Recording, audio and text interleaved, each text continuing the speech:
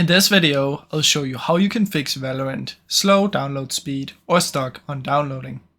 The first step that we want to try is come here to firewall, and we want to try and add the game through our firewall. So go in here, change settings, allow another app, and then we want to try and see if we can allow our Valorant. So if you have a little bit of Valorant installed, you can go to open file location and come to the Riot Games folder.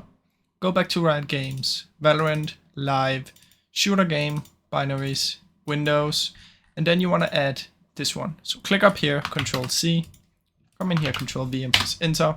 Then we want to add this one. So press open and add. I already have it in here, but you want to add this one if you have this file. Now if the game has not downloaded enough to get this file, then you cannot do this, so just skip this step. If you have it in here, you want to find it, make sure this one is ticked, this one is ticked, and this one is ticked.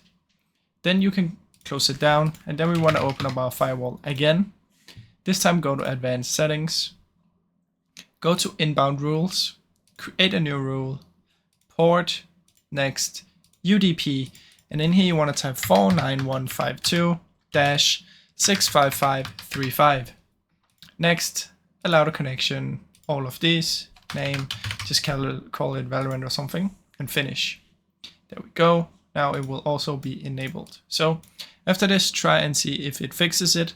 Otherwise, we can try and change our DNS server. So come here and search for View Network Connections. Right click on it and go to Properties. Find the version 4. Use the following DNS.